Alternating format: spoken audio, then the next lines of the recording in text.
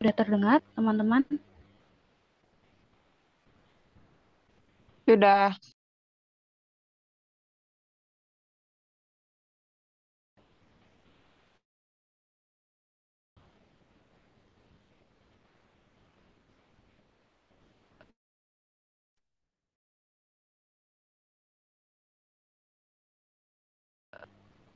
Dengar suaranya?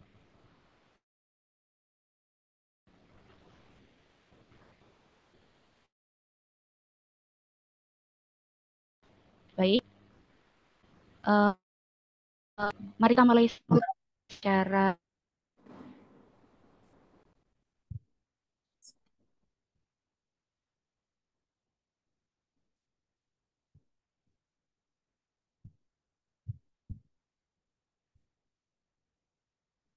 hari ini. Warahmatullahi wabarakatuh untuk lolos Australia Scholarship bersama Mas Hafiz pada siang hari. Sebelum mulai, saya ingin membacakan yang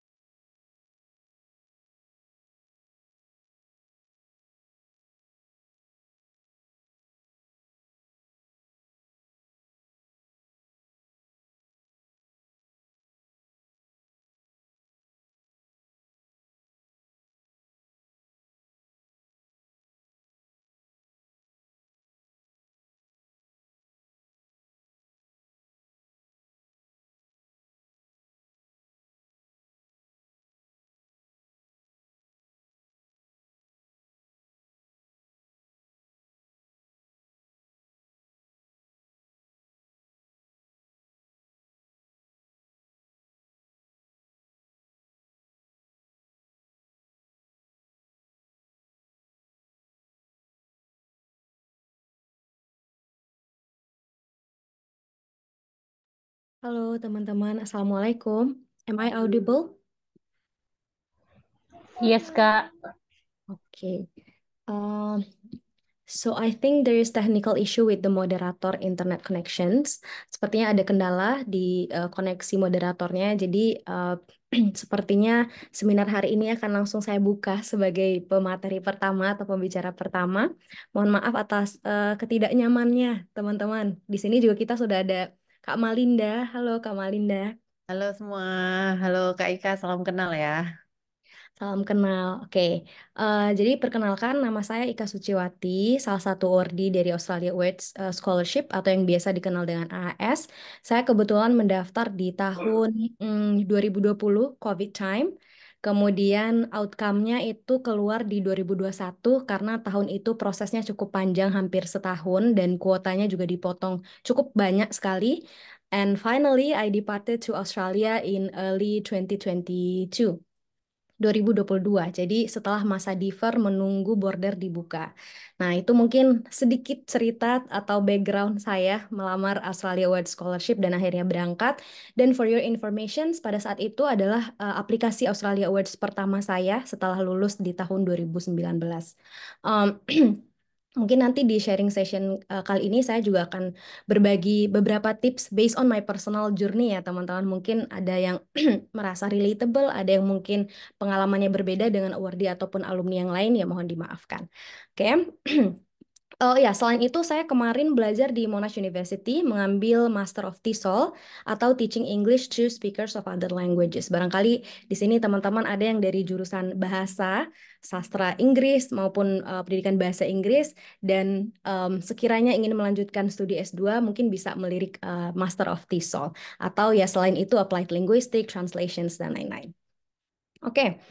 I will start the presentations terkait dengan Australia Award Scholarship, the journey and lesson learned. Nah, what is Australia Award Scholarship, teman-teman? Mungkin ada dari teman-teman yang baru pertama kali mendengar atau baru pertama kali mencari tahu terkait dengan Australia Award Scholarship ini. Nah, secara general, Australia Award Scholarship adalah the longest running international scholarship in Indonesia. Jadi ini merupakan beasiswa internasional terlama yang telah berkolaborasi dengan pemerintah Indonesia. Jadi sudah ada sejak tahun 1953, teman-teman, dan sekarang sudah 70 tahun lebih gitu. Jadi sayang sekali kalau kita warga Indonesia tidak tahu terkait dengan eksistensi beasiswa internasional ini.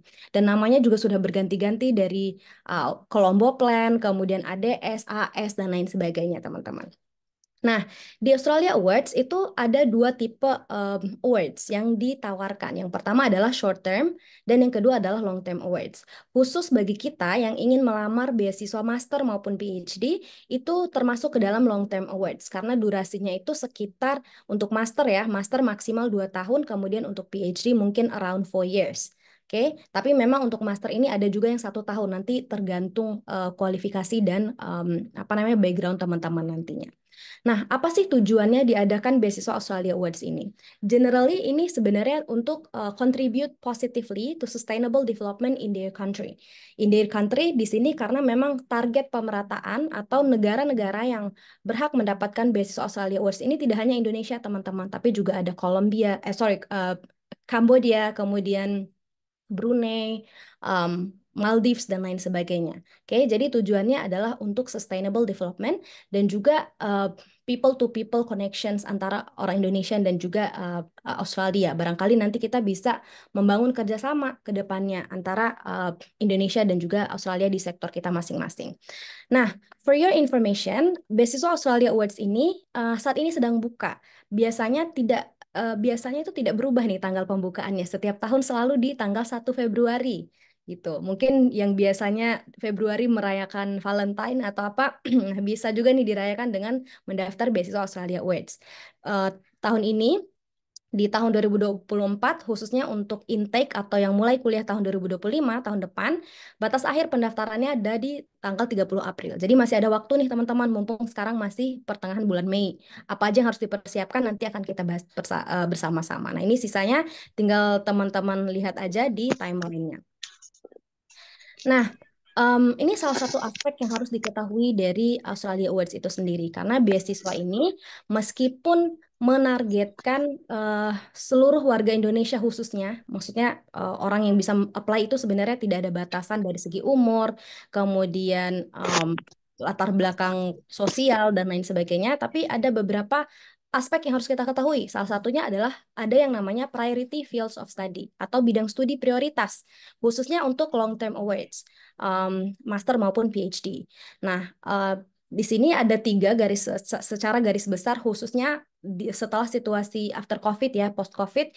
Yang pertama adalah economic recovery, kemudian ada stability dan health and security, teman-teman. Nah, untuk list lebih lengkapnya atau details yang lebih panjang, teman-teman bisa langsung klik aja link yang ada di slide ini nanti yang akan dibagikan ke teman-teman gitu. Jadi make sure sebelum mendaftar pastikan dulu teman-teman jurusannya masuk nggak di priority field of study, walaupun memang tetap ada kesempatan bagi teman-teman yang di luar priority fields of study untuk mendapatkan, untuk menjadi shortlisted, hanya saja akan lebih baik jika aplikasinya nanti dikerucutkan atau mencoba untuk mengaitkannya dengan priority fields of study yang ada di sini. Nah, bagaimana terkait dengan selection prosesnya? Apa aja sih proses seleksi di Australia Awards itu sendiri? Menurut saya pribadi, beasiswa Australia Awards ini adalah beasiswa yang cukup to the point dan proses seleksinya itu sederhana, teman-teman. Tidak banyak, hanya dua secara garis besar. Yang pertama adalah seleksi berkas atau administration process. Ini dilakukan melalui website resmi Australia Awards in Indonesia. Jadi di tahun-tahun sebelumnya biasanya kita melakukan aplikasi itu di dua laman. Yang pertama kita harus membuat akun Oasis dulu, kemudian kita juga mengisi di Australia Awards in Indonesian website. Tapi untuk 2 tahun belakang ini teman-teman nggak perlu repot. Jadi mungkin ada yang sekarang udah bikin akun Oasis, terus ketika mendaftar kok nggak lihat nama Indonesia negaranya gitu lah. Itu karena memang sudah ada perubahan aturan di tahun terakhir ini gitu. Jadi teman-teman tidak perlu membuat akun Oasis, langsung saja melalui website resmi Australia Awards in Indonesia.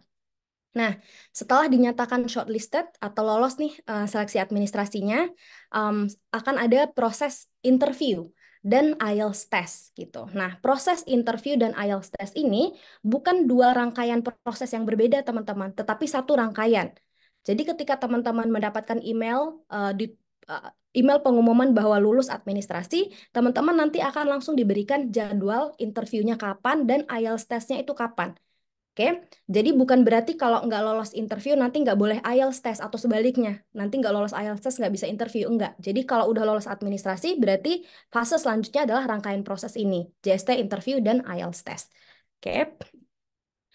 Nah, selain itu di Australia Award Scholarship ada juga yang namanya targeted kategori. Ada kategori atau orang-orang yang menjadi target gitu, yang menjadi prioritas. Yang pertama itu ada Equity Target Groups namanya. Dan yang kedua adalah Government of Indonesia or GOI Agencies. Nah, yang pertama kita bahas dulu terkait dengan Equity Target Groups. Siapa aja yang masuk ke dalam kategori Equity Target Groups? Yang pertama adalah people with disability, teman-teman yang apa namanya with disability ya, teman-teman bisa baca aja lengkapnya bagaimana, nanti takutnya saya juga salah penjelasannya. But people with disability itu menjadi salah satu fokus atau salah satu targeted kategori karena Australia Awards ini ingin memberikan kesempatan yang sama kepada masyarakat untuk mendapatkan atau mengenyam pendidikan tinggi di Australian Universities. Kemudian ada yang namanya Equity Target Provinces. Sebelumnya ini disebut dengan Geographical Focus Area atau GFA. Nah, dulu saya juga kebetulan memang masuk GFA, Geographical Focus Area, saya dari NTB di Kabupaten Bima tepatnya. Dan sekarang good news-nya adalah equity targeted provinces ini jadi lebih banyak nih. Ada sekitar belasan, nanti kan kita lihat apa aja target provinces-nya. Kemudian yang terakhir adalah women from disadvantaged background. Nah, Government of Indonesia ini yang dimaksud adalah PNS, teman-teman. Jadi kalau teman-teman merupakan PNS daerah maupun pusat itu juga menjadi salah satu targeted kategori dari Australia Award Scholarship. Nah, ini descriptions lebih lanjut terkait dengan equity target groups yang tadi dibahas. Yang pertama, disadvantaged women, misalnya women with disability, women headed households yang menjadi kepala rumah tangga, misalnya women from customary or traditional communities, misalnya or women who are disadvantaged because of their gender and socio-economic status. Jadi nanti ketika proses pendaftaran teman-teman identify aja teman-teman masuk ke kategori yang mana. Kemudian untuk equity target provinces ini lebih banyak. Sebelumnya di GFA itu tidak sebanyak ini ya teman-teman, tapi sekarang sudah cukup luas jangkauannya. Salah satunya tentunya Nusa Tenggara Barat, Nusa Tenggara Timur, Papua, Papua Barat, dan lain sebagainya. Papua Pegunungan juga masuk, barangkali ada teman-teman dari Papua Pegunungan.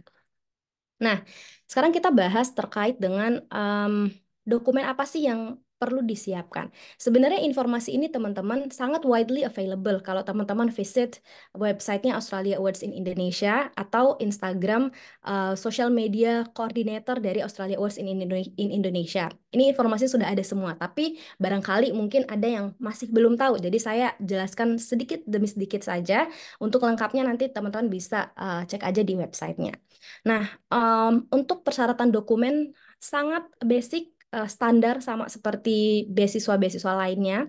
Yang pertama adalah tentunya ijazah, transkrip nilai, akta kelahiran, KTP, paspor, CV, dan lain sebagainya. Mungkin yang membedakan adalah kalau di Australia Awards ini ada yang namanya recommendation letter atau surat rekomendasi. Dan surat rekomendasi ini teman-teman tidak boleh kita asal bikin, sudah ada template-nya. So we need to menyesuaikan dengan template yang telah disediakan oleh AAI itu sendiri. Oke. Nah, yang tidak kalah penting adalah hasil tes bahasa Inggris. Ini bagusnya adalah di Australia Awards itu masih menerima tes TOEFL teman-teman. Jadi sertifikat TOEFL itu masih diterima. Salah satunya adalah TOEFL ITP yang sekitar 500-an ribu itu teman-teman masih bisa digunakan untuk mendaftar Australia Awards Scholarship. Jadi tidak harus IELTS ya. Barangkali mungkin ada yang merasa, aduh gimana nih Kak, saya kesulitan untuk IELTS atau mungkin pembiayanya terlalu mahal gitu. Tenang saja, jangan khawatir karena teman-teman bisa menggunakan sertifikat TOEFL. Nah, selain itu teman-teman juga bagi yang PNS harus menginclude SK pengangkatan PNS dan nominating agency declarations. Ini sepertinya minta ke atasan ya teman-teman. Nah, yang paling penting yang harus teman-teman perhatikan ketika ketika melakukan seleksi administrasi ini atau melengkapi dokumen-dokumen yang diminta di sini adalah untuk melihat format dokumen yang dibutuhkan atau yang diminta itu harus sesuai. Jadi misal nih untuk ijazah dan transkrip nilai harus dilegalisir misalnya loh. Berarti teman-teman wajib melegalisir dokumen tersebut. Jadi jangan disimplify. Jangan kita memudahkan, menggampang, ya udahlah nggak usah dilegalisir, scan copy aja misalnya. Kan sama aja misalnya.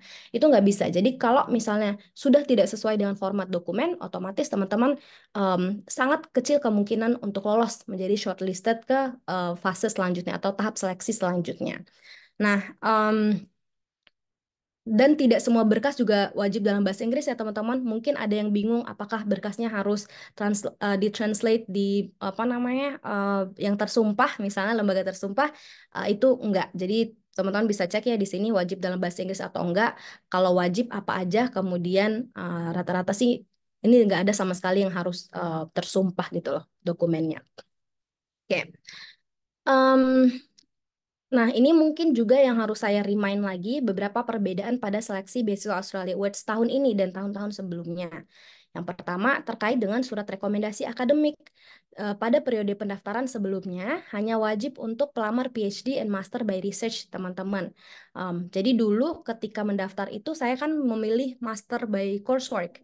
Jadi ada dua jenis master. Yang pertama, Master by Coursework, dan yang kedua, Master by Research. Bedanya apa? Kalau coursework, tentunya kita masih ada beberapa kuliahan tatap muka yang umum mengambil unit-unit tertentu. Sedangkan kalau research itu hampir mirip seperti teman-teman melakukan S3 atau PhD, jadi full melakukan riset teman-teman.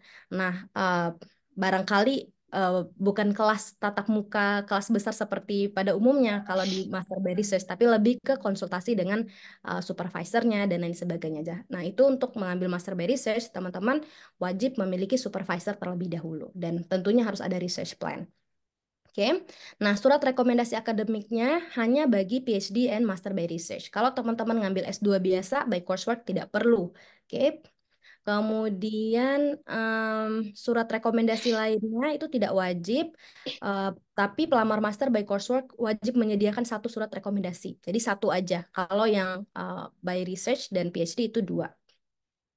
Kemudian itu aja teman-teman. Nah, ini mungkin yang cukup membingungkan. P3K masuk nggak dalam kategori eh, apa Government of Indonesian Agency misalnya.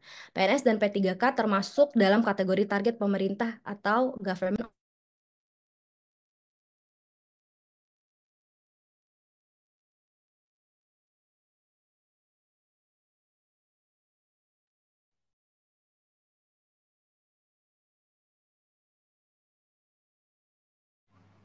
Kak, sorry suaranya hilang, Kak. Oh iya, tadi sampai mana ya Kak? Mohon maaf. Government tadi, kayaknya. Oke, sampai P3K ya. Oke, thank you. Saya juga nggak sadar tiba-tiba kok udah diminta untuk unmute. Oke, jadi untuk PNS dan P3K kalau di periode sebelumnya itu keduanya masuk Government of Indonesia. Itu artinya masuk ke dalam salah satu targeted kategori. Tapi untuk periode pendaftaran 2024 tahun ini hanya PNS aja yang masuk targeted. Sedangkan P3K bisa mendaftar melalui kategori umum atau open kategori. Nah, talking about open kategori, teman-teman, ini juga berarti bahwa yang tadi tidak masuk priority field of study bukan berarti tidak boleh mendaftar, boleh teman-teman. Nah, itu ada yang namanya open kategori. Mungkin tidak masuk salah satu targeted, tapi kemungkinan untuk lolosnya pun tetap ada gitu. Nah, selanjutnya mungkin di sini saya juga akan sharing sedikit terkait dengan personal statements atau essay. Mungkin kalau di beasiswa lain penyebutannya essay, tapi kalau di Australia Awards itu sering juga disebut sebagai personal statements. Apa aja sih yang harus dituliskan dalam essay tersebut? Generally pertanyaannya itu apa aja dan bagaimana sih menjawabnya? Mungkin saya tidak akan membahas keseluruhannya, tapi ada satu mungkin nanti akan ada sampel. Nah, usually ada 4 pertanyaan teman-teman yang harus teman-teman lengkapi dalam personal statements Australia Awards scholarship applications. Yang pertama, how did you choose your proposed course and institutions? Di sini kan kata kuncinya bagaimana ya.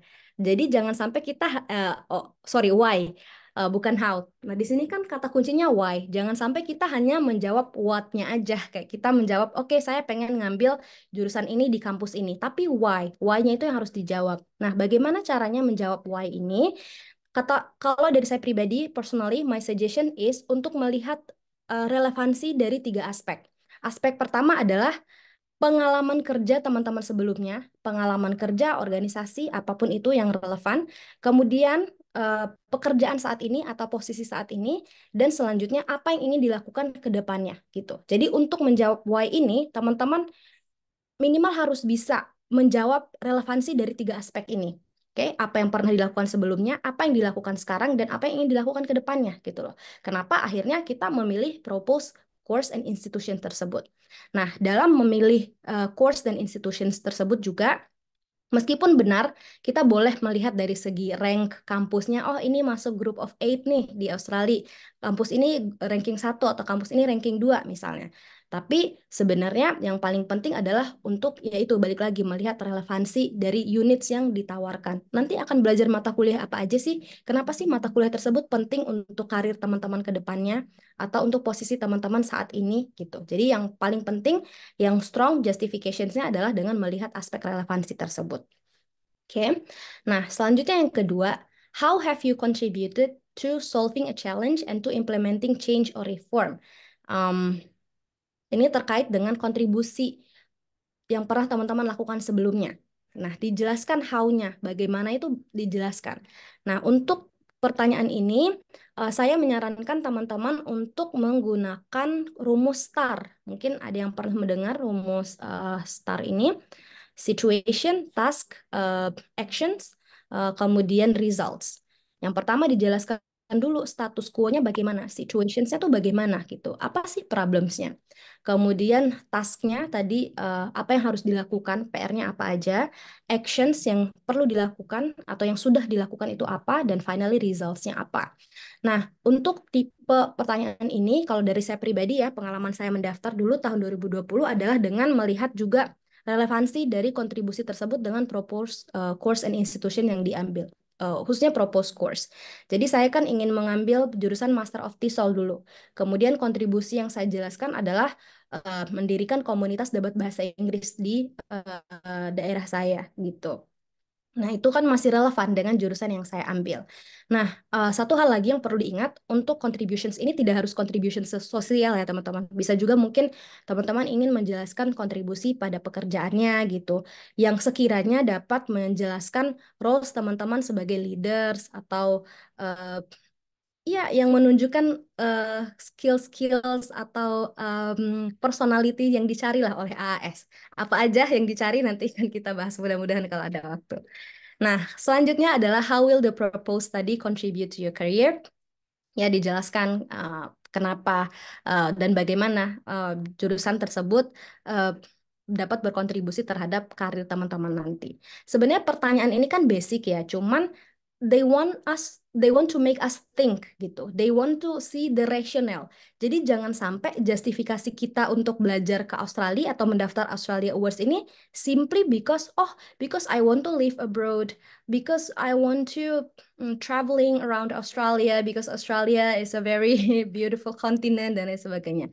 Betul, itu tidak salah, betul. Tapi yang paling penting adalah teman-teman harus ingat bahwa Australian government is investing money to us. Mereka invest money. Jadi mereka benar-benar harus melihat apa sih kontribusi yang benar-benar sekiranya dapat tercapai gitu loh. Nah, kontribusi tersebut tidak harus sesuatu yang wow gitu, tapi bisa mengkerucutkan ke eh, posisi atau pekerjaan teman-teman, sektor teman-teman masing-masing.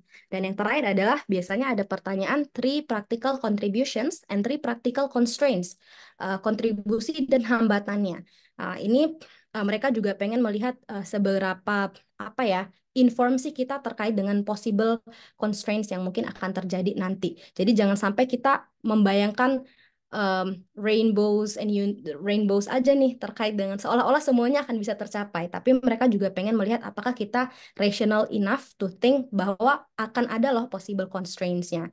For example, teman-teman ingin menulis bahwa one of the practical contributions-nya adalah to be a researcher in the sector of education misalnya. Nah, hambatannya apa? Mungkin dari segi supportive human resources-nya, mungkin yang akan jadi partner research-nya. Kalau di sektor saya kayaknya sulit deh gitu, mungkin karena kekurangan SDM atau mungkin financial sektornya, aspeknya misalnya. Hal-hal seperti itu bisa dijelaskan sebagai constraints. Oke. I think saya menyiapkan salah satu sampel menjawab pertanyaan yang kedua, teman-teman. Ini adalah personal document. I'm not saying that it's the most ideal, tapi at least this is the sample that I use ketika mendaftar Australia Awards di tahun 2020 dan berhasil gitu. Jadi dengan konsep STAR tadi ya teman-teman, saya jelaskan dulu situationnya bagaimana, menjelaskan kualifikasi saya, kemudian menjelaskan problemsnya apa, tasknya apa. Nah, di sini mungkin bisa dilihat dari one of the problems that concern me is regarding the access for students in BIMA to have an English debating environment. Kemudian masuk ke actions-nya apa? Therefore, I offer an alternative solution by establishing my community focusing on English debate proliferations across BIMA region. Bla bla bla bla bla bla bla. Nah, jangan lupa dijelaskan results-nya apa. Results ini bisa berupa aktivitas apa aja yang telah dilakukan. Di sini saya bilang, kita ada weekly class, kemudian kita ada collaborations juga loh dengan komunitas lain. Nah, aspek collaborations ini sangat penting untuk kita tonjolkan, karena ya itu salah satu kualitas yang mereka cari. Ini kandidatnya selain community driven, dia mampu berkolaborasi nggak ya gitu. Itu kan untuk generasi sekarang kan kita harus mampu berkolaborasi, teman-teman. Kemudian selain itu aspek yang saya tunjukkan di sini adalah aspek empati dan aspek ya tadi empati dan community driven-nya. Saya menjelaskan bahwa collaborations itu tuh untuk COVID-19. Jadi kita bikin program TOEFL preparation class for COVID-19. Jadi nanti hasil donasinya atau hasil pendaftaran itu kita gunakan untuk distribute face mask for publics and some protective equipment for medical personnel around BIMA. Terus yang terakhir yang saya emphasis adalah kuantitas dari kontribusi tersebut. Jadi jangan ragu kalau memang merasa penting atau pengen menyampaikan kuantitasnya, itu kan hal yang bisa diukur ya capaiannya. Jadi di sini saya bilang accommodating 60 students and 20 volunteers around Indonesia after 5 months establishment gitu. Nah, ini salah satu esai yang saya tulis. Dan remember, Esai atau personal statement Australia Awards itu kan juga tidak banyak teman-teman. Word limitnya tuh sangat sedikit. Jadi teman-teman harus belajar untuk membuat kalimat yang efektif, kalimat yang convincing, kalimat yang tidak apa namanya, tidak muter-muter. Oke, nah itu PR besar sekali dan salah satu tips yang ingin saya sampaikan adalah untuk minta tolong awardee atau alumni untuk cek gitu, untuk mereview esai atau personal statement yang telah teman-teman buat. Oke. Nah, finally, after the administration process, saya mendapatkan surat cinta pertama di sini, yaitu lolos ke shortlisted sebagai salah satu kandidat yang mengikuti interview dan IELTS test. Nah, selanjutnya di interview, ini kan sebutannya adalah academic interview ya. Jadi sebenarnya interview Australia Awards itu juga 80-90% tuh menguji apa yang kita tulis di esai sih. Jadi nggak jauh-jauh dari apa yang kita tulis di esai. Yang pertama adalah academic competence kita, yang kedua professional and personal leadership attributes, dan yang ketiga adalah potential future results. Basically it's just the same questions like in the personal statement, right? Tapi tujuannya adalah untuk mengkonfirmasi apa yang ditulis. Benar nggak sih ini kita nulis sendiri gitu? Atau mungkin ada aspek yang belum sempat dijelaskan di esai ya, kita extend pada saat interview tersebut. Oke. Kemudian, misal pertanyaan seperti ini, what are your goals for the future and your plans for the next 10 years misalnya. Nah, ini kita juga harus menunjukkan kualitas atau personality kita yang mungkin optimis gitu. Saya juga kebetulan mendapatkan pertanyaan ini kan kemarin saat interview. Kemudian saya bilang, I think 10 years is a very long period of time, and instead of seeing myself as in the same position as I am at the moment, which is a lecturer, maybe in the next 10 years I already become a dean in my university misalnya. Mungkin dalam 10 tahun ke depan saya sudah jadi dekan gitu. Walaupun sebenarnya like if we are questioning is it possible, ya saya juga nggak tahu sih, tapi ya don't close the possibility door gitu loh, kayak emang kenapa itu possible aja sih sebenarnya gitu. Jadi jangan sampai kita stagnan di posisi yang sama. Kalau ditanyakan 10 tahun yang akan datang kita udah jadi apa. Oke. Nah, ini tadi yang saya janjikan teman-teman, balik lagi ini semuanya ada di website Australia Awards, kualitas dan skills yang dicari itu bagaimana. So make sure not only in your personal statement or your essay, but also during your interview, you have to show these qualities. Okay, misalnya positive, motivated, comfortable with ambiguity, flexible and adaptive. Nah, talking about being flexible and adaptive, saya kemarin juga saat interview mendapatkan satu pertanyaan yang unpredictable. Unpredictable karena tidak berkaitan dengan esai yang saya tulis, melainkan berkaitan dengan CV saya yang saya ajukan. Gitu. Jadi JST interviewernya menanyakan terkait dengan pengalaman saya ketika mengikuti lomba debat di Thailand pada saat itu. Kemudian beliau bilang, oh ini Mbak Ika, I saw that you recently visited Thailand for quite a lot of occasions. What did you learn from that experiences? Gitu. Jadi mereka tidak menanyakan apa yang dilakukan karena apa yang dilakukan kan sudah tercatat di CV. Justru yang ditanyakan itu adalah apa sih refleksi kita dari pengalaman tersebut gitu. Jadi pada saat itu saya bilang bahwa well obviously I learned regarding the strategic in debating, the method, manner, but the most important thing is to learn about tolerance and to respect the differences because we have different values and beliefs, and I think during that time or that experience I can like remind myself again about that aspect misalnya ya. Teman-teman bisa lah memperbagusnya lagi, tapi secara garis besar itu yang saya sampaikan gitu. Oh berarti kan menunjukkan bahwa oh berarti dia tidak kaku nih anaknya, karena balik lagi kita kan mendaftar Australia Award Scholarship, dibiayai belajar di Australia. Berarti mereka mencari memang sosok yang bisa juga menghargai perbedaan selama di sana. Especially knowing that Australia is a very multicultural continent. And finally, teman-teman, ini adalah letter of acceptance yang saya dapatkan pada tahun 2021 tersebut. Oke, ini hanya sebagai pemantik semangat aja. Barangkali teman-teman dengan melihat email ini termotivasi lagi, lebih termotivasi. Oh, mudah-mudahan bisa dapat email yang sama juga atau surat cinta yang sama juga. Ini saya masih ada waktu tidak ya, Mbak Moderator? Kalau misalnya masih ada, mungkin bisa menjelaskan beberapa aspek lagi. Nah, kalau ditanya kenapa sih saya mendaftar beasiswa Australia Awards? Kalau saya dulu memang sudah mempelajari betul AAS ini apa sih benefits-nya.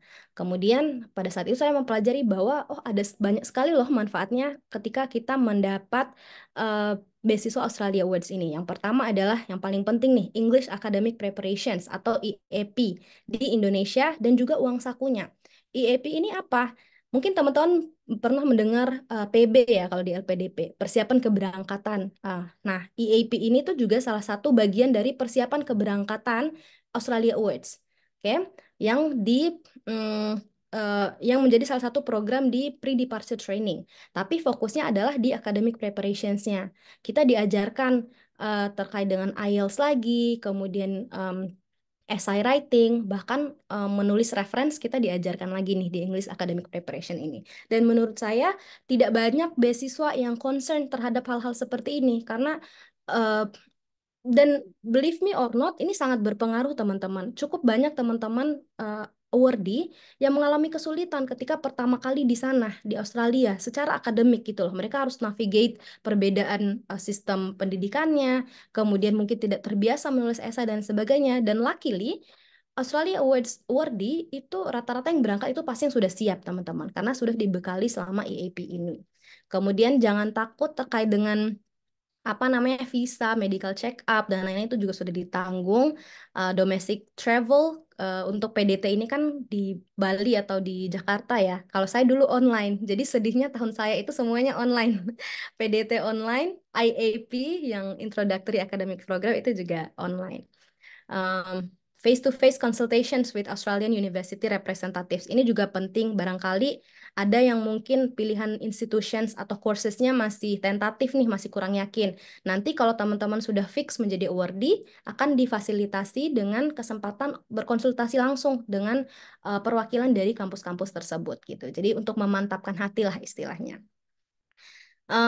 Assistance for family visa to Australia memang tidak ada perbedaan ya uang saku bagi yang berangkat dengan family maupun yang single. Hanya saja di AAS ini memberikan kemudahan dengan cara membantu kita apply visa family nanti kalau misalnya pengen bawa anak ataupun suami. Kemudian saat di Australia tentunya banyak juga tutorial assistance, tiket PP pastinya, establishment allowance ini juga penting banget kita dapat apa namanya uang lah untuk settle di sana, bayar rumah dan lain-lain di awal. Kemudian bagi yang studinya minimal 2 tahun juga dapat tiket PP untuk reuni dengan keluarga. Bagi yang tidak bawa keluarga ke Australia, jadi kita nanti dibiayain untuk mudik lah istilahnya.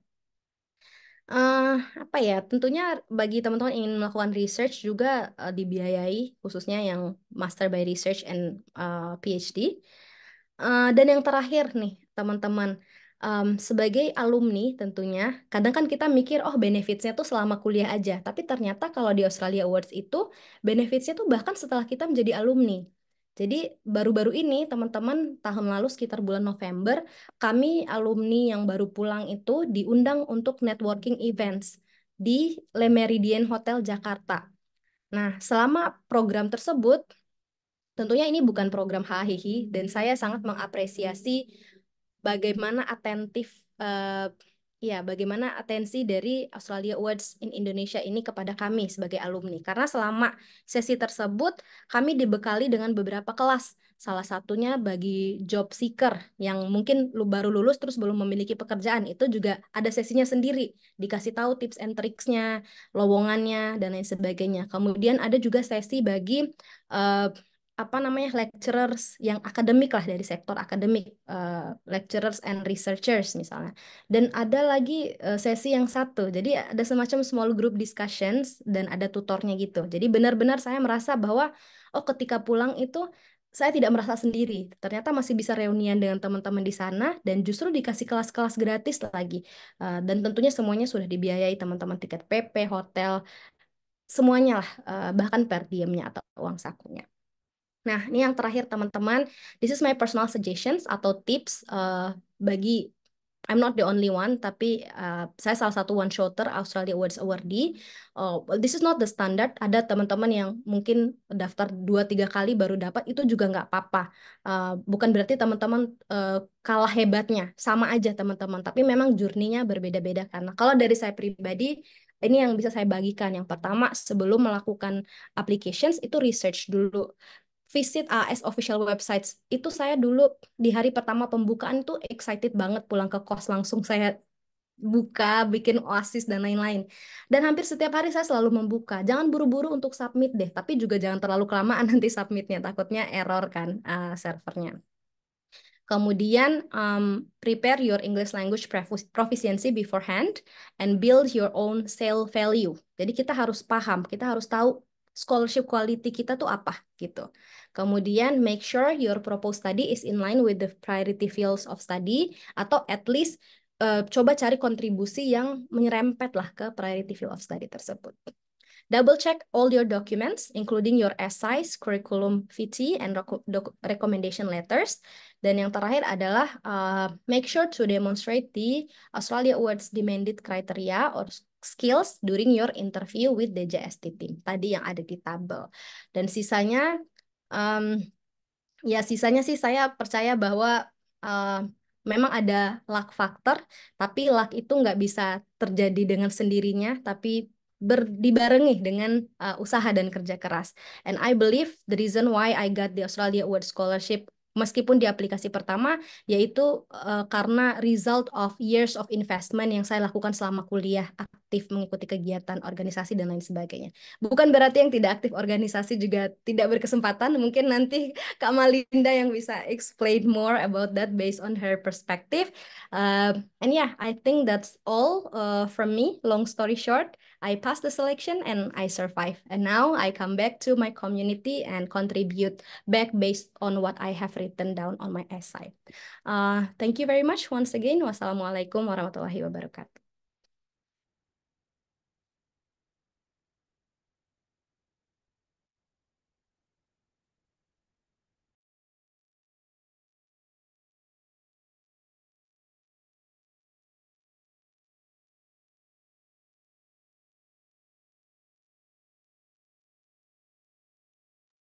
Kak Hafi, mohon maaf suaranya nggak kedengaran. Iya, suaranya hilang ya.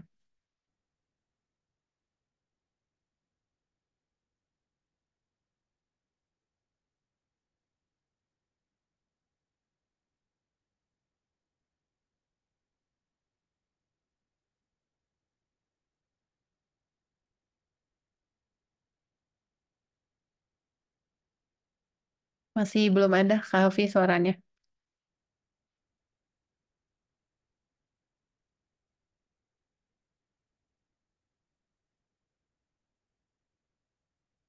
Oke, mungkin sambil nunggu Kak Hafi, aku coba share screen dulu ya. Teman-teman, suaraku sudah terdengar kan ya? Atau belum terdengar? Jelas, Ya, Kak. jelas. Oke, Udah jelas, ya. Kak. Thank Oke, you. oke. Thank you. Oke, bentar ya.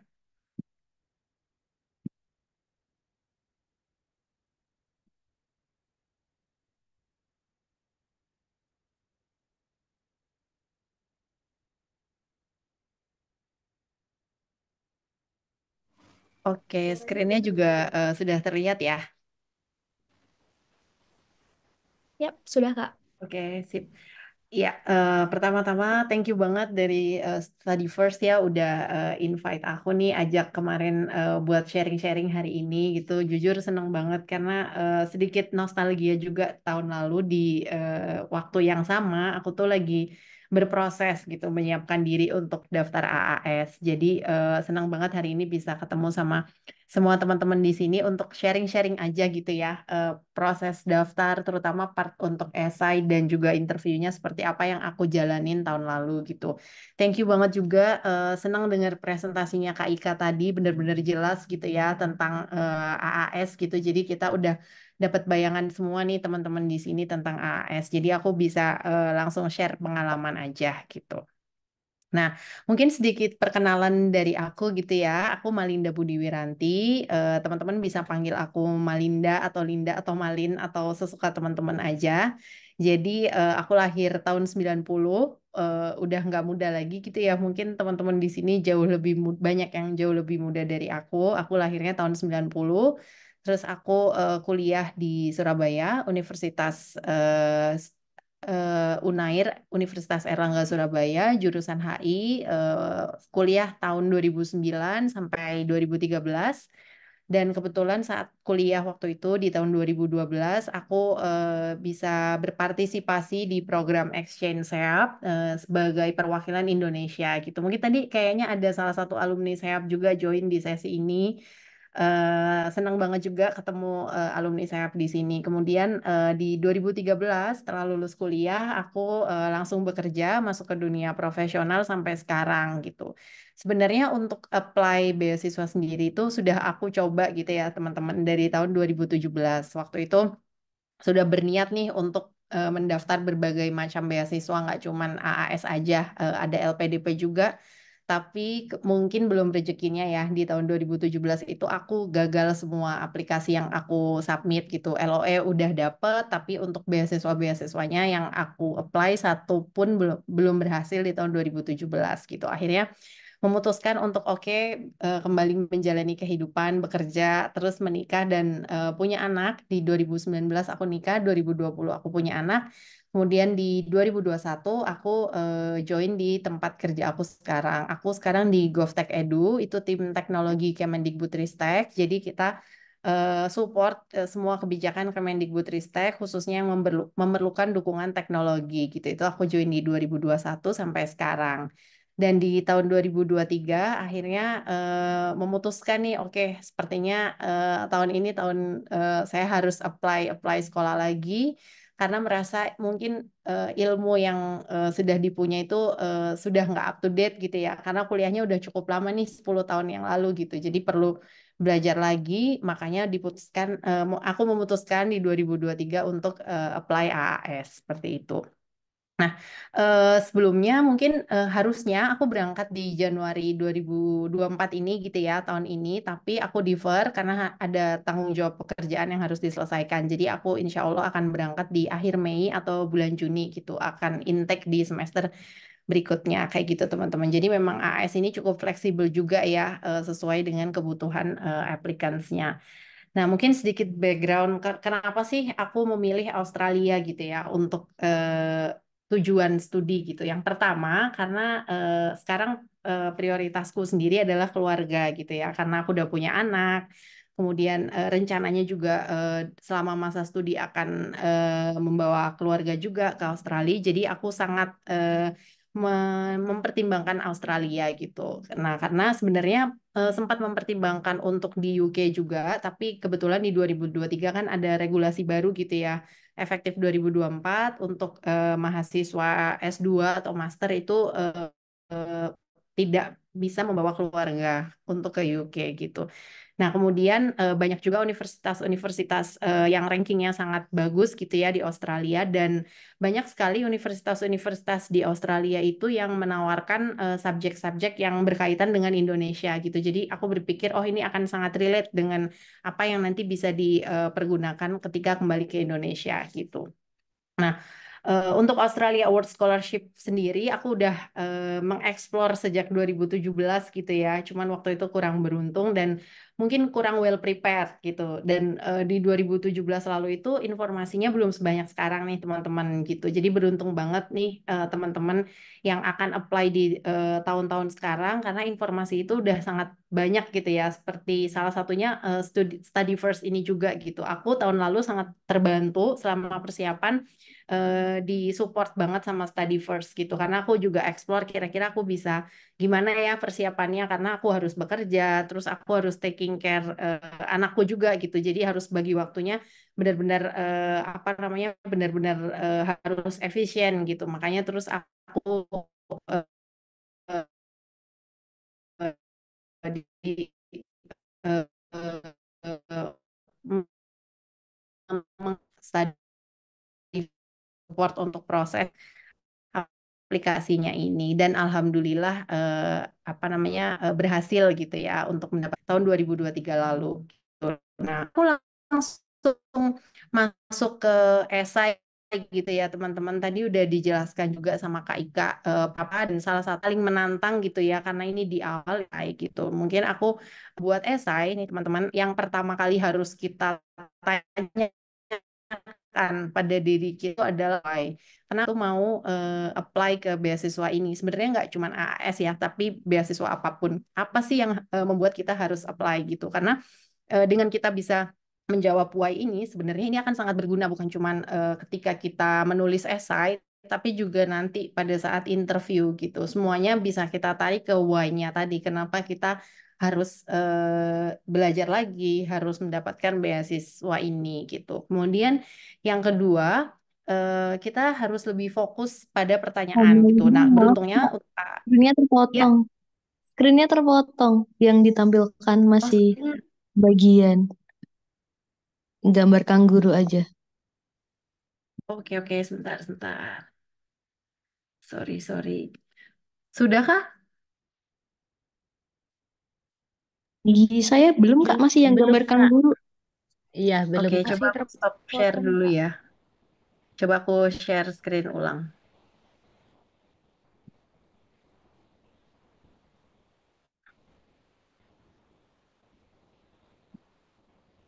Bentar ya.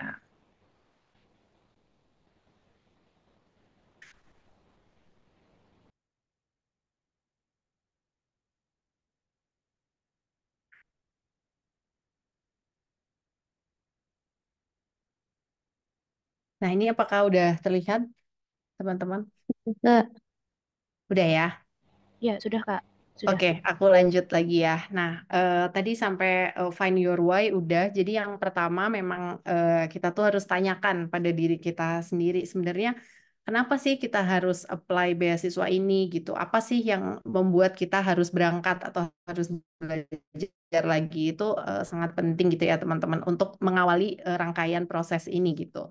Kemudian berikutnya fokus pada pertanyaan, fokus to the question. Tadi Kak Ika juga udah share ya beberapa pertanyaan yang harus dijawab oleh applicants AAS ini apa saja gitu. Nah, kita beruntung nih untuk AAS pertanyaannya sudah jelas, jadi benar-benar kita tinggal menjawab pertanyaan tersebut gitu.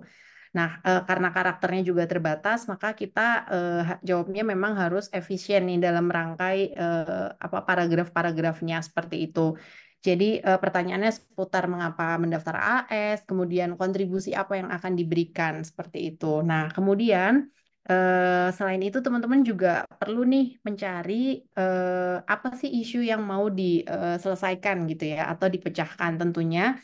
Ini harus dikaitkan dengan prioritinya AS gitu. Kalau aku kemarin melihatnya lebih kepada isu birokrasi di pemerintahan gitu, karena aku berencana untuk mengambil Public Policy and Management di University of Melbourne. Waktu proses pendaftaran itu, aku mengangkat isu itu karena memang isu itulah yang aku hadapi sehari-hari nih di dunia kerja seperti itu. Nah, jadi ketika kita udah punya isu, kita jadi tahu nih apa yang mau kita lakukan untuk memecahkan isu tersebut. Nah, salah satunya bisa kita pecahkan dengan kita belajar lebih banyak gitu ya melalui program-program yang ada, salah satunya AAS ini gitu. Kemudian yang berikutnya, jangan lupa elaborasi semaksimal mungkin jurusan yang mau teman-teman pilih dan juga kampus tujuannya gitu. Ini apa ya akan membantu juga untuk lebih spesifik dan lebih fokus dalam menjawab pertanyaannya. Misalnya jurusan bukan hanya jurusan apa, tentang apa, atau subjeknya apa saja gitu, tapi sampai pada siapa profesor di jurusan tersebut. Walaupun mungkin teman-teman apply-nya master gitu ya, kita perlu gali sampai sejauh itu gitu. Kira-kira ada program apa lagi atau ada ekskul apa nih yang ditawarkan oleh kampus tujuan tersebut yang bisa mendukung juga proses studi teman-teman seperti itu. Nah, kemudian jangan lupa yang penting juga adalah mengkaitkan semua tadi dengan AAS priority gitu. Nggak cuman priority field of study-nya AAS aja, tapi juga target applicants gitu. Kan tadi udah dijelaskan juga ya sama Kak Ika. Target applicants-nya apa aja. Jangan lupa dalam penulisan esai kita juga mengkaitkan itu semua gitu. Nah, ini semua sebenarnya untuk priority dan target teman-teman bisa langsung cek di websitenya AAI, itu udah lengkap semua, teman-teman bisa baca di situ gitu. Nah, kemudian untuk targeted applicants gitu ya, aku pengen cerita sedikit nih. Jadi memang targeted applicants-nya AAS itu kan ada equity target province, terus juga ada women from disadvantaged background, sama applicant with disability, sama government of Indonesia gitu. Tapi bukan berarti teman-teman yang mungkin tidak termasuk di kategori ini tuh tidak bisa apply. Jadi saran aku, walaupun teman-teman mungkin bukan berada di target ini, apply aja gitu. As long as teman-teman bisa apa ya menjawab pertanyaannya dengan baik dan sesuai dengan goal yang ingin dicapai AS, itu possibility untuk keterima di sini itu juga sangat besar gitu. Nah, tadinya aku sempat ragu gitu ya, karena posisi aku yang sekarang udah bekerja cukup lama, sedangkan aku lulus kuliah udah 10 tahun yang lalu dan sekarang udah menjadi seorang ibu gitu. Jadi di situ aku sempat merasa itu sebagai sebuah isu juga dalam mendaftar berbagai beasiswa gitu.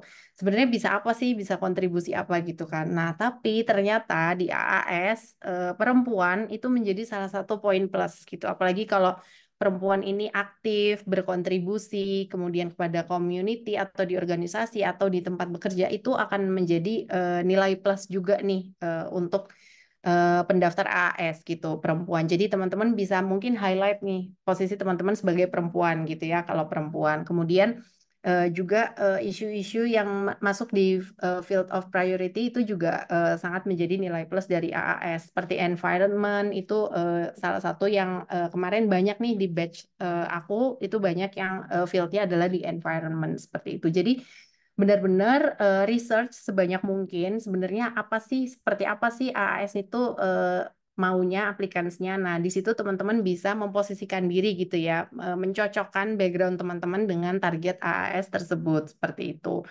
Teman-teman yang mungkin di daerah equity target province ini juga mungkin beruntung gitu ya, karena ini memang menjadi target AAS. Tapi yang di daerah lain sekali lagi jangan kayak langsung putus asa gitu ya, tapi tetap berusaha semaksimal mungkin, terutama di part SI-nya gitu, karena itu adalah seleksi awal seperti itu.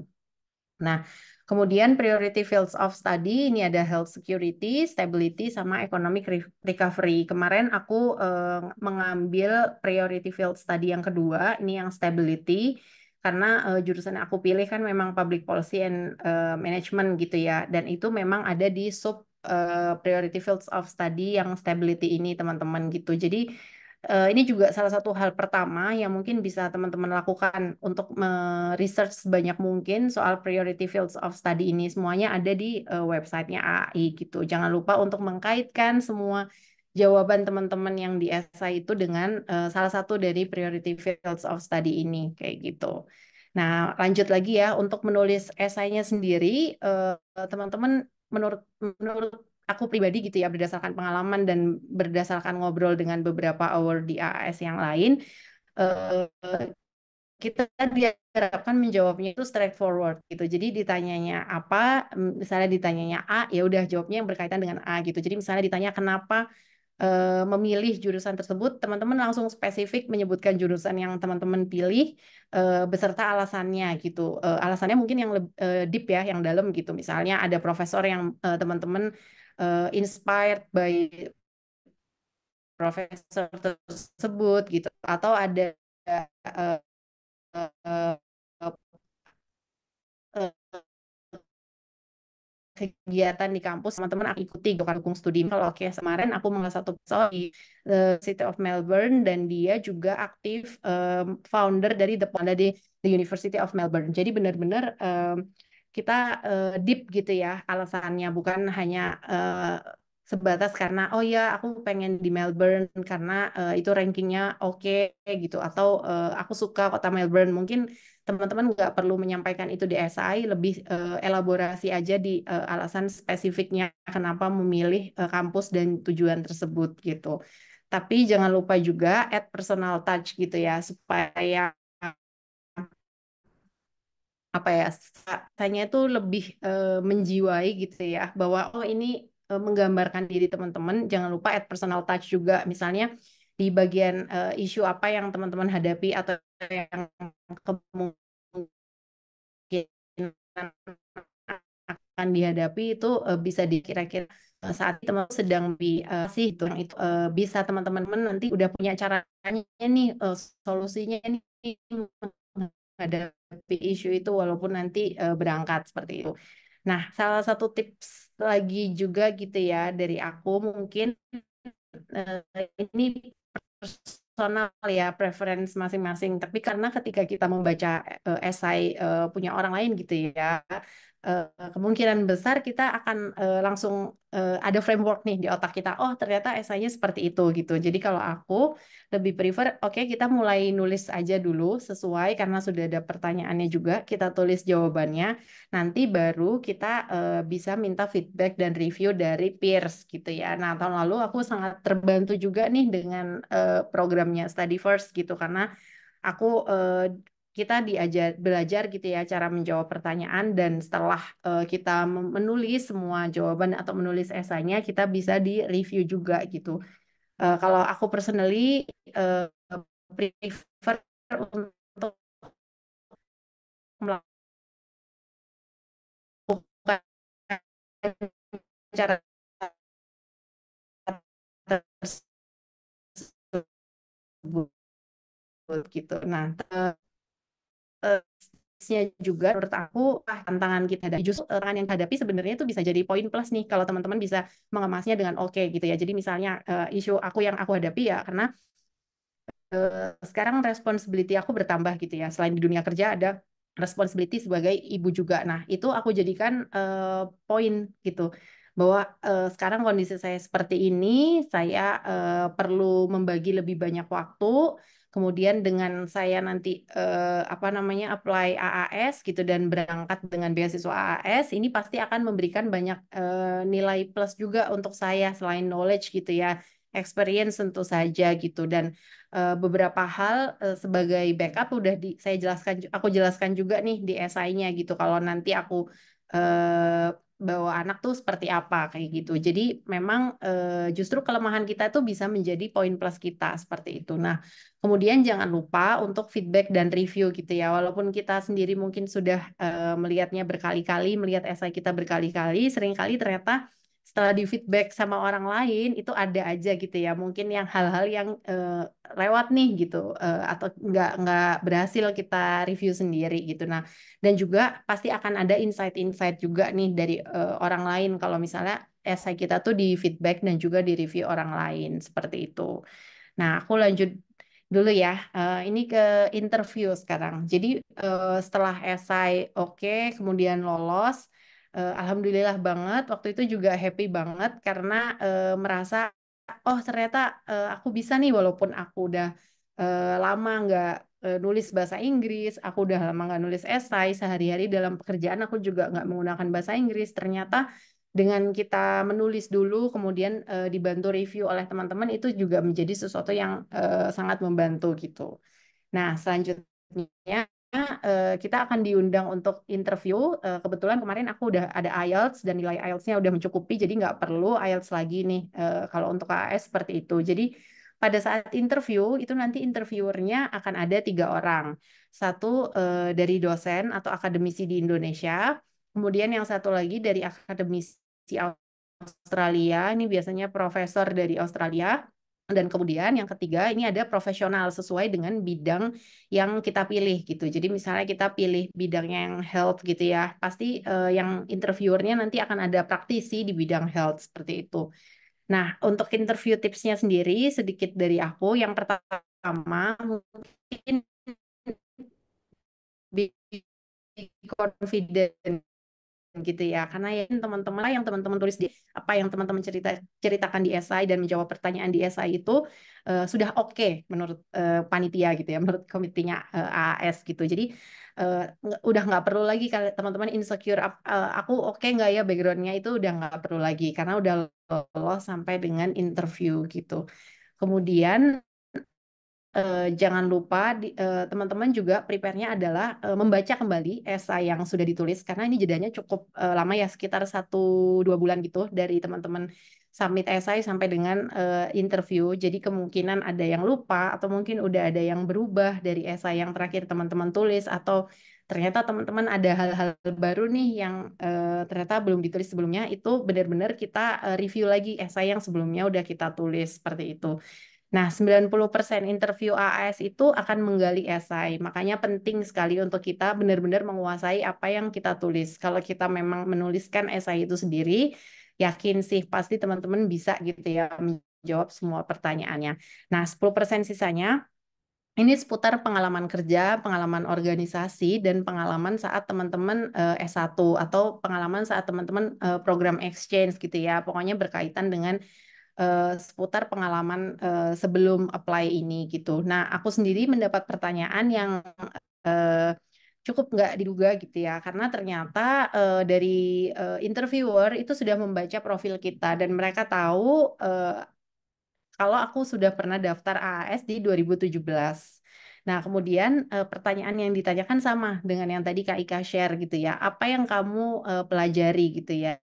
What did you learn from your previous application di 2017 yang belum lolos gitu. Nah, di situ kita tinggal menjawab. Jadi semua aplikasi yang kita submit ke AAS itu pasti akan dibaca oleh interviewer. Jadi benar-benar kita harus menguasai ya, baik itu CV kemudian esai gitu, karena itu ada possibility pertanyaan-pertanyaan dari dokumen-dokumen yang kita submit tersebut seperti itu.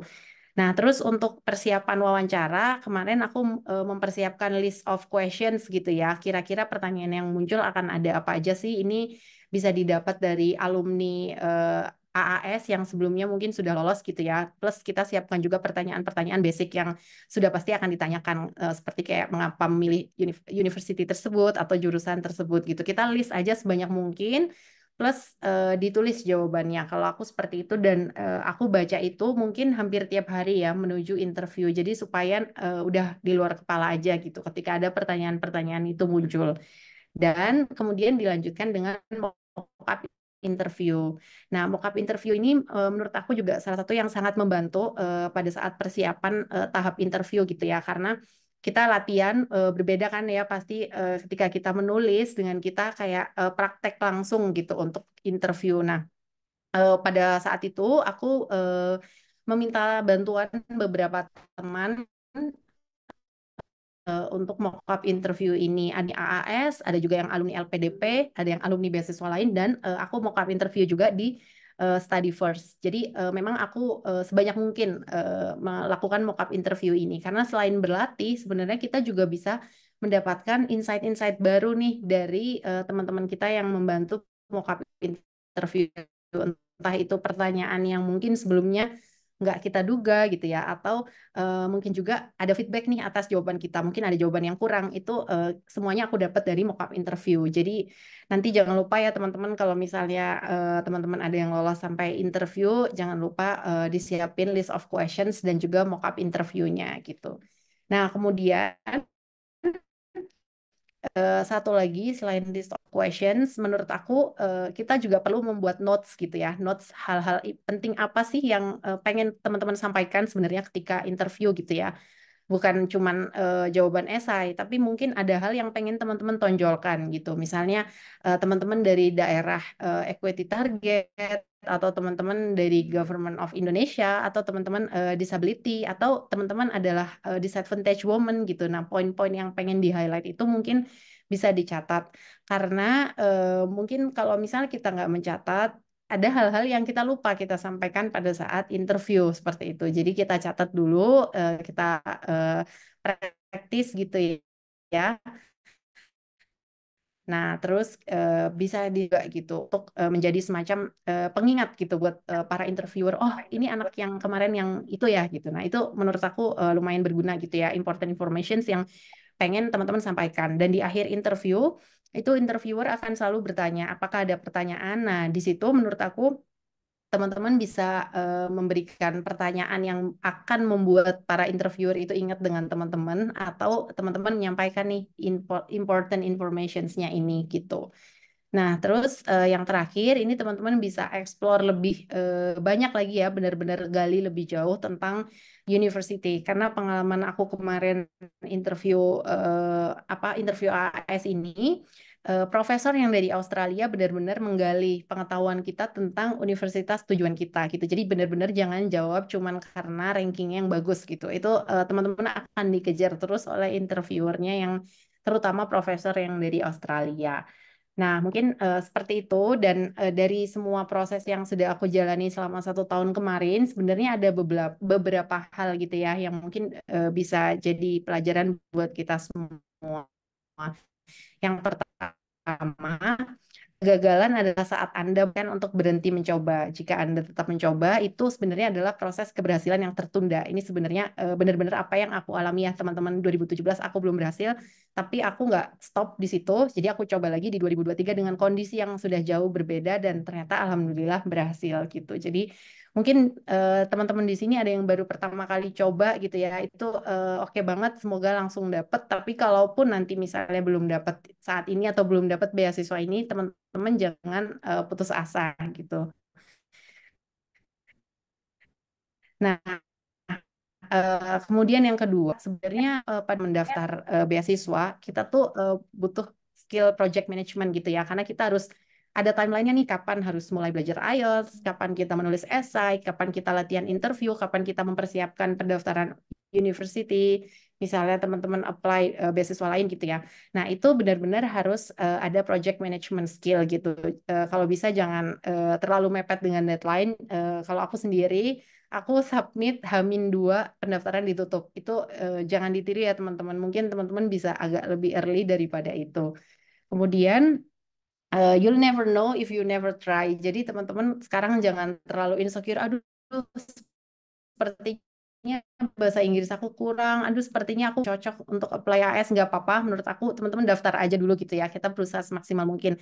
Karena kita nggak akan pernah tahu gitu ketika kita nggak apply sekarang gitu. Kalau kita apply sekarang bisa aja kita lolos juga kan. Atau ketika kita gagal, kita bisa belajar dari kegagalan itu. Dan yang terakhir, jangan lupa serahkan juga sama yang di atas, sama Allah ya teman-teman. Karena walaupun kita udah berusaha maksimal, tapi jika Allah belum mengizinkan, mungkin kita nggak akan bisa dapat apa yang kita mau gitu. Jadi jangan lupa juga berdoa, minta doa sama orang tua, sama keluarga.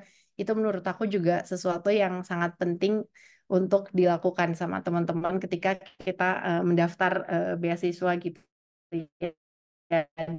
Dan banyak sedekah juga. Salah pesan yang aku lakukan. Mungkin teman bisa coba juga gitu. Nah, terakhir dari aku, nanti mungkin kalau sesi ini kan terbatas ya, hanya sebentar. Kalau misalnya teman-teman masih ada pertanyaan atau ada yang pengen didiskusikan gitu, teman-teman reach out aja aku. Ini ada Instagram, email, dan juga LinkedIn aku. Aku akan sangat senang gitu ya untuk ngobrolin beasiswa AS karena jujur tahun lalu aku juga dibantu oleh banyak banget orang. Aku nggak bisa sukses terima AS kalau misalnya aku nggak dibantu oleh banyak orang. So aku bakal happy banget kalau misalnya aku bisa bantu teman-teman juga untuk berproses bersama dengan Australia World Scholarship gitu. Mungkin itu aja dari aku. Terima kasih semuanya. Aku balikin ke Kak Hafi ya. Ya, terima kasih ya Kak Malinda juga sebelumnya ke Kak Ika. Ini suaranya udah terdengar ya? Sudah aman. Ya, Alhamdulillah ya di sesi terakhir malah suaranya terdengar. Jadi terima kasih atas sharing-sharingnya Kak Malinda juga Kak Ika atas apa namanya ilmu yang sangat bermanfaat sekali ya. Karena kita sebagai calon awarder mungkin kita sangat butuh sekali nih kira-kira apa sih runtutan jalan yang harus kita lewati untuk bisa berhasil seperti Kak Malinda dan juga Kak Ika. Untuk sesi selanjutnya kita akan buka pertanyaan ada maksimal 3 ya seperti yang tadi saya sampaikan di awal. Jadi kepada para peserta silahkan bisa mengangkat tangannya kemudian untuk menyampaikan pertanyaannya. Kemudian ditujukan juga ya pertanyaannya untuk ke siapa seperti itu. Oke. Ini ada satu nih Kak, ada satu yang mau bertanya dari Muhammad Akbar. Ya, silakan Kak Muhammad Akbar. Ya, thank you izin. Maaf, saya videonya off karena lagi ada jaringan. Terima kasih Mbak Ika dan Mbak Malinda untuk sharing pengalamannya.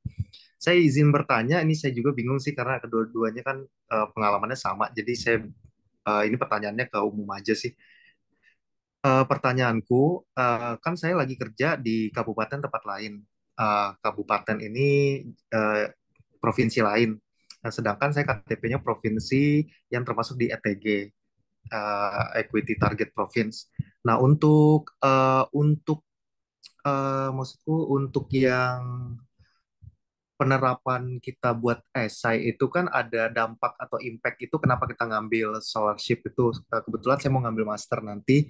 Nah, itu impact-nya kita bawa ke, kan itu equity target, apakah harus bawa terkait di kita, contohnya misalkan di Lombok begitu, atau saya harus nggak apa-apa bawa skala skala prioritasnya itu di daerah kerjaan saya yang bukan ETG gitu.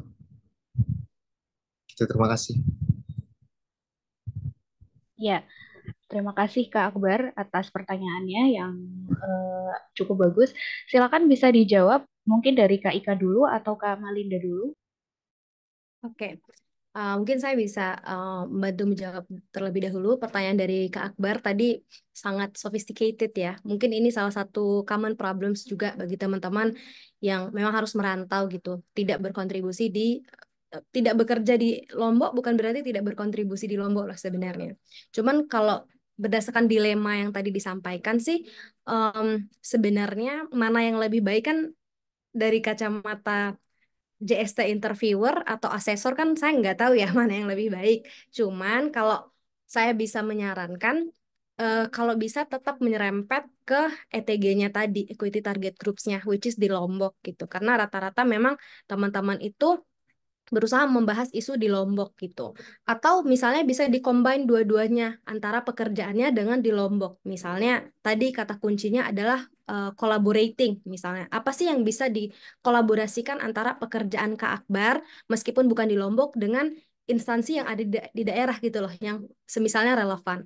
Atau walaupun tidak berkolaborasi langsung secara instansi per instansi, ya people to people lah gitu loh. Jadi tetap ada kontribusi kembali ke community-nya gitu. Kalau dari saya pribadi sih menyarankannya demikian gitu. Karena alasan kenapa provinsi-provinsi tersebut masuk ke ETG kan karena memang kita butuh sosok SDM yang mumpuni, khususnya mungkin di sektornya Kak Akbar gitu loh. Jadi kita butuh orang-orang seperti Kak Akbar. Dari pengalaman saya pribadi pun saya merasa meskipun mungkin memang ada beberapa prestasi yang saya lakukan selama berkuliah di Jogja, tapi mungkin saya dilirik oleh Australia Award Scholarship karena kontribusi saya adalah spesifik di Bima gitu. Karena sebaiknya memang kita menyebutkan nanti kita berkontribusi itu di sektor mana. Mungkin kalau Kak Malinda tadi kan sudah jelaskan di sektor pekerjaannya saat ini gitu. Saya pun dulu ketika apply itu belum jadi dosen teman-teman karena kan baru lulus S1. Tapi di aplikasi saya bilang bahwa saya ingin menjadi dosen di Bima. Saya sebutkan nama institusinya apa, kenapa harus di institusi tersebut, role apa yang harus saya lakukan, apa problemsnya gitu loh. Jadi kalau saya pribadi ya, em, lebih baik tetap dikerucutkan juga atau ada kaitannya lah dengan ETG-nya tersebut. In case memang nggak bisa meninggalkan pekerjaannya. Karena kan pekerjaan juga sektor yang penting ya Kak Malinda ya menurut saya. Kalau misalnya nggak dibahas juga sayang banget gitu. Padahal itu practical contributions-nya. Mungkin dari Kak Malinda ada tambahan. Iya, aku mau support jawaban dari Kak Ika. Sebenarnya akan lebih baik mungkin Mas Akbar nanti bisa menyampaikan keduanya gitu ya. Jadi kontribusi di pekerjaannya sendiri apa, tapi ada juga nih untuk daerahnya sendiri apa yang akan Mas Akbar lakukan. Menurut aku itu akan jadi poin plus juga ya. Berarti kan kontribusinya tuh dua gitu, ke pekerjaan iya sama ke equity target provinsinya tuh juga iya gitu. Mungkin bisa lebih di-highlight untuk keduanya gitu ya, Mas Akbar. Baik, terima kasih Mbak Ika, Mbak Malinda masukannya. Sama satu lagi boleh nggak?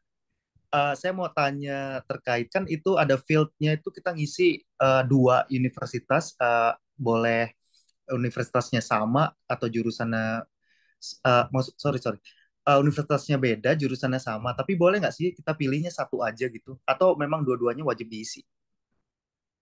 Terima kasih. ada field ngisi. Ya. Saya sih menyarankan tetap diisi dua-duanya karena nggak tahu ya. Setahu saya memang rata-rata mengisi dua-duanya. Nggak ada ruginya juga kok kita mengisi dua institusi dan meskipun mungkin jurusannya sama. So, it just show that kita memang melakukan riset dan ada beberapa konsiderasi antara kedua institusi tersebut. Jadi diisi aja dua-duanya. Tapi kan nanti in case masih ada keraguan-raguan masih bisa dikonsultasikan kok selama PDT kalau memang sudah lulus. Jadi bisa berkonsultasi langsung dengan University Representative selama Information Day. Oke, terima kasih. Ya, kita move ke pertanyaan kedua ya. Ini ada tadi Kak Cici dulu atau Kak Handayani dulu? Boleh Kak Cici dulu deh. Ya, silahkan Kak Cici. Oke, terima kasih. Eh, Mohon izin Kak Ika dan Mbak Malinda, terima kasih waktunya Kak Hafi ya. Saya mau bertanya, jadi kan saya PNS pusat dan tadi saya lihat itu kan untuk PNS harus isi SK SK pengangkatan PNS dan nominating agency itu. Nah, izin saya baru pindah ke Kepulauan Riau ini sekitar 1 bulan. Untuk pengisian nominating agency-nya itu apa boleh diisi dengan atasan saya sebelumnya karena beliau mungkin lebih tahu saya dibanding dengan atasannya saya yang saat ini. Begitu. Terima kasih. Ya, terima kasih atas pertanyaannya Kak Cici. Mungkin bisa dibantu Kak Malinda atau Kak Ika yang sebagai sudah berpengalaman ya, bisa dibantu. Atau mungkin dari teman-temannya kakak yang sama PNS juga, terus kemudian melamar, bisa dibantu dijawab. Terima kasih. Oke, mungkin aku bantu jawab dulu ya. Maaf mungkin kalau jawabannya nanti nggak apa namanya akurat 100% gitu ya. Karena mungkin aku sama Kak Ika bukan PNS ya, Kak Ika kalau nggak salah. Jadi ya, jadi sebenarnya untuk nominating agency itu akan lebih baik untuk yang sekarang aja gitu ya. Kenapa? Karena nanti ketika teman-teman lolos itu akan banyak butuh persyaratan administrasi dengan kantor gitu. Jadi takutnya nanti kalau misalnya yang memberikan rekomendasi atau surat keterangan tersebut dari mungkin atasan atau kantor sebelumnya itu akan ada eh, proses yang terhambat nih ketika teman-teman nanti sudah lolos gitu. Jadi memang baiknya di kantor dan atasan yang sekarang sih kalau saran dari aku. Kemarin kebetulan di batch aku itu juga ada sampai 1 orang mengundurkan diri gitu ya karena kebetulan tidak mendapat izin nih dari kantornya padahal di awal sudah diizinkan gitu. Aku juga kurang paham spesifik case-nya seperti apa tapi memang nanti banyak hal yang harus dilakukan tektokannya itu dengan kantor yang saat ini gitu. Jadi akan lebih baik mungkin untuk dari awal memang yang merekomendasikan adalah kantor atau atasan saat ini. Mungkin itu dari aku, mungkin Kak Ika ada yang mau ditambahin. Hmm, kalau dari saya cukup sih, Kak. Memang sebaiknya seperti itu. Oke, terima kasih Oke, Kak Malin dan Kak Ika. Sehat selalu. Oke, semoga terjawab ya Kak Cici. Mungkin ada sedikit pandangan dari apa yang menjadi problemnya Kak Cici. Untuk pertanyaan terakhir, silahkan Kak Handayani. Ya, Oke, terima kasih. Terima kasih atas materinya, Miss Ika dan Kakak Linda. Gini Kak, aku mau nanya. Kan saya S1-nya sastra Inggris, tetapi selama 4 tahun berkuliah sambil bekerja itu, saya lebih banyak ke pendidikan, Kak. Terutama pendidikan anak usia dini. Yang ingin saya tanyakan kepada Kakak Ika dan juga Kakak Linda adalah, seberapa besar kemungkinan AAS akan menerima saya dengan S1 saya yang tidak linear dengan S2 yang akan saya tuju, Kak. Kayak gitu, terima kasih. ya terima kasih atas pertanyaannya. Silahkan bisa dijawab Kak Malinda atau Kak Ika. Oke, mungkin saya bisa bantu menjawab terlebih dahulu. Em, Sebenarnya, mungkin pertanyaan saya dulu deh. Kak Handayani mau ngambil jurusan apa dulu nih? Saya mau rencananya eh ini apa nama Kak? Childhood education. early childhood education ya. Iya. Iya. Pertama, saya apresiasi dulu karena untuk jurusan early childhood education ini memang sangat dibutuhkan ya. Itu bagus banget kalau Kak Handayani mengambil jurusan tersebut. Dan itu tidak jauh berbeda kok Kak dari bidang S1-nya, apalagi dengan relevansi pekerjaan yang sudah 4 tahun loh berkaitan dengan early childhood education. Menurut saya kemungkinan untuk diterimanya justru sangat besar gitu. Jadi bukannya menurun, tapi justru lebih besar peluangnya. Karena memang dalam membuat justifikasi di personal statement dan lain-lain kan kita harus paham betul konteks permasalahan di sektor tertentu kan. Nah, apalagi dengan pengalaman kakak 4 tahun, saya rasa sih justru lebih tahu gitu. Nah, hal lain kenapa sih kita butuh pengalaman pekerjaan yang linear dengan jurusan yang diambil? Karena memang mata kuliah selama S2 itu tuh praktikal teman-teman, tugas-tugasnya gitu. Jadi rata-rata tugas yang diberikan itu bukan tugas yang teoritis lagi dalam artian misal nih di saya TISOL ada kalau di S1 mungkin kita belajar bikin lesson plan. Tapi kalau di S2 kita belajar annotated lesson plan. Jadi lebih details lagi dengan cara kita menjelaskan konteksnya lesson plan ini tuh di mana. Nah, kalau kita nggak tahu konteksnya, kalau kita nggak memiliki pengalaman pekerjaan yang relevan kan nggak mungkin kita bisa menyelesaikan tugas-tugas yang ekspektasinya harus spesifik seperti itu gitu loh. Jadi menurut saya pengalaman kerja 4 tahun itu justru akan sangat membantu aplikasi Karisma di early childhood education tersebut. Ya. Ya, aku mau nambahin jawaban Kak Ika ya. Ini based on pengalaman pribadi. Aku S1-nya HI, tapi selama 10 tahun aku bekerja, aku nggak ada hubungannya sama HI nih, kerjaan aku sebenarnya gitu.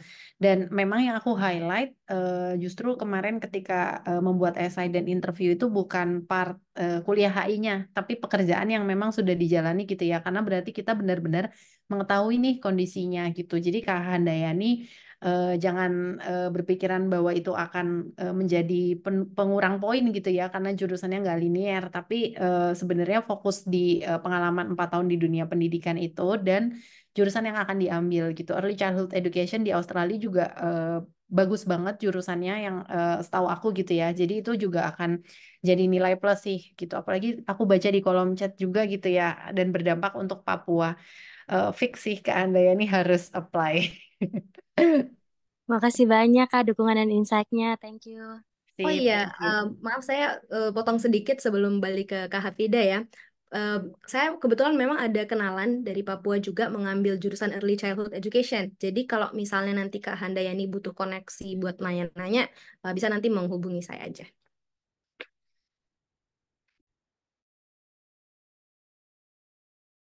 Iya, betul. Ternyata salah satu dari murid sini ya. Mungkin bisa dilanjut nanti komunikasinya lebih dalam ya dengan Kak Ika atau Kak Malinda. Kemudian karena ini waktunya masih ada, kita lanjut satu lagi. Ini terakhir, kasihan ya dari tadi sudah nunggu nih. Silakan Kak Karisma bisa menyampaikan pertanyaan. Baik, terima kasih Mbak atas waktunya. Perkenalkan, saya Karisma. Izin bertanya, ini saya coba sih apply di yang beasiswa AAS. Nah, sudah sampai di yang upload dokumen. Ini tuh saya mau confirm aja. Kalau misalkan yang tidak ada tanda bintangnya itu apakah harus tetap diisi atau dibiarkan aja kosong? Kemudian yang di bagian reference letter, kan saya rencananya ambil Master of Coursework ya, yang perlu cuman satu reference letter. Nah, tapi di sini ada dua yang dibintang itu harus diisi dua-duanya apa memang cuman salah satu, Kak? Mungkin ini pertanyaan ke kedua pemateri bisa memberikan masukan.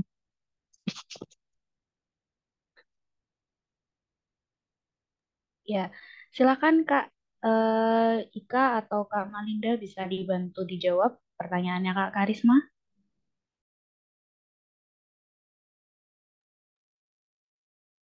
Mau Kak Ika dulu apa aku dulu? Ya, Gak apa-apa silakan. Kak. Oke, iya. Jadi untuk dokumen itu kalau dibintangin baiknya memang diupload gitu ya, karena itu berarti wajib. Nah, untuk rekomendasi untuk coursework, setahu aku satu sih. Jadi harusnya cuma satu aja ya yang perlu di-upload gitu. Mungkin Kak Ika. Iya, tapi mungkin kalau situasinya adalah ada 2 kolom dengan tanda berbintang, di-upload satu dokumen yang sama aja sih di kedua tempat tersebut. gitu. Jadi daripada biasanya kan kalau ada yang tidak terisi di tanda kolom bintang itu kan nanti kita nggak berhasil submit. Nah, untuk menyiasatinya mending diupload aja ke 2 kolom tapi dengan dokumen yang sama. Ya, Baik, begitu Kak. ya. Oke, boleh tanya lagi, Kak? Sorry, satu lagi pertanyaan lagi. Ya, boleh silakan. Ini Kak, saya sebenarnya bukan bagian dari 3 kategori yang dari AS, yang bagian dari yang PNS tadi, kemudian yang masuk ke area yang targeted tadi, kemudian bukan masuk ke yang wanita rentan itu. Kalau misalkan seperti itu, apakah tetap ada kemungkinan untuk bisa diterima ya Kak ya? Kalau kondisi saya sekarang, saya bekerja di salah satu perusahaan listrik dan saya berada di Jawa dan bukan masuk 3 grup itu sih. Ya, jawabannya kesempatannya terbuka sangat lebar ya, Kak Karisma. Jadi bukan berarti kalau nggak ada di target tadi itu nggak bisa keterima gitu. Sama dengan pertanyaan di kolom chat juga tadi, kalau misalnya di Jawa apakah tidak terbuka kesempatan? Kesempatan ini tuh kesempatan AS ini dibuka sebenarnya untuk semua orang gitu. Jadi mungkin Kak Karisma nanti bisa lebih spesifik ini ya, dalam penulisan esainya nih apa yang akan masalah apa yang dihadapi dan apa yang akan di-solve nih dengan Kak Ika belajar di Australia gitu sih. Jadi sebenarnya walaupun nggak masuk di target AAS itu, kesempatannya sangat terbuka lebar. Mungkin itu dari aku karena di batch saya kemarin itu juga sangat banyak yang di luar non-target tadi yang kemudian lolos ke AAS gitu. Cuman mereka memang membawa isu-isu sesuai dengan priority fields of study gitu. Mungkin itu dari aku ya. Ya, setuju banget sama Kak Malinda. Jadi salah satu kata kunci yang harus diingat adalah urgensi sih. Kalau di AAS itu kita benar-benar harus mencari masalah yang urgent di Indonesia khususnya. Nah, akan sangat baik kalau permasalahannya berkaitan dengan pekerjaan Kak Karisma saat ini gitu. Jadi jangan hanya uh, not because you are currently working in Java doesn't mean that you don't have any chance left to be a part of the Australia Award Scholarship. Jadi saya tuh selalu menekankan bahwa hanya ada satu alasan kita tidak diterima dalam beasiswa, yaitu ketika kita tidak mendaftar. Karena kalau kita sudah tidak mendaftar dari awal kan berarti zero possibility. Tapi kalau teman-teman sudah yakin berusaha mendaftar, pasti akan ada kemungkinan untuk teman-teman diterima. Tinggal dilihat aja urgent atau isu apa yang mau diangkat. Dan satu lagi kata kuncinya adalah konsistensi.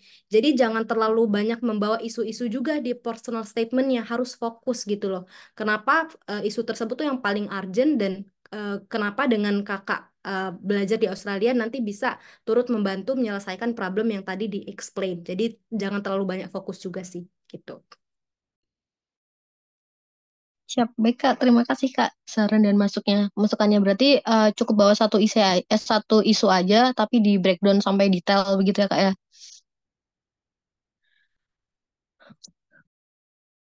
Oke, ya.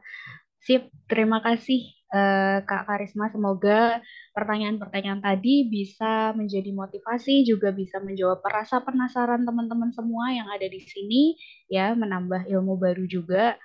Eh, Kemudian karena ini waktunya sudah mepet ya, jadi oke teman-teman itu aja ya rangkaian acara pada hari ini. Semoga apa yang sudah dibagikan oleh Kak Ika dan juga Kak Malinda bisa bermanfaat bagi kita semua. Juga buat teman-teman pejuang beasiswa, jangan menyerah, terus semangat ya, harus terus berjuang. Ingat kata Kak Ika tadi, kalau misalkan pun kita merasa tidak punya possibility untuk bisa lolos, setidaknya kita daftar dulu. Karena kalau daftar berarti kita masih punya kesempatan gitu ya. Oh iya, jangan lupa foto session. Ya, silakan yang mau foto diaktifkan dulu ini kameranya ya. Di webinar kita ini semoga kita bisa sama-sama berjuang ya, sama-sama menguatkan. Kalau misalkan masih ada pertanyaan yang belum terjawab, masih penasaran dengan apa namanya tentang langkah-langkah atau mungkin kesulitan-kesulitan bisa di personal chat aja ke Kak Malinda atau Kak Ika. Tadi sudah dapat kontaknya ya, atau mungkin nanti bisa dikirim di grupnya. Baik, sekian dulu dari saya, Hafi, sebagai moderator pada hari ini. Saya mohon maaf sekali karena tadi banyak sekali kesalahan, utamanya di permasalahan teknis karena tadi suara tidak terdengar ya. Terima kasih banyak juga dan selamat sore. Selamat menyiapkan buka puasa bagi yang menjalankan ibadah. Oke, silahkan dinyalakan dulu kameranya, kita foto bersama lalu akan kita tutup. Ya, silahkan untuk yang pertama. Sudah siap? Senyum. 1, 2, 3. Ya, baik. Lanjut untuk yang slide kedua. Silahkan dinyalakan. Senyum. 1, 2, 3.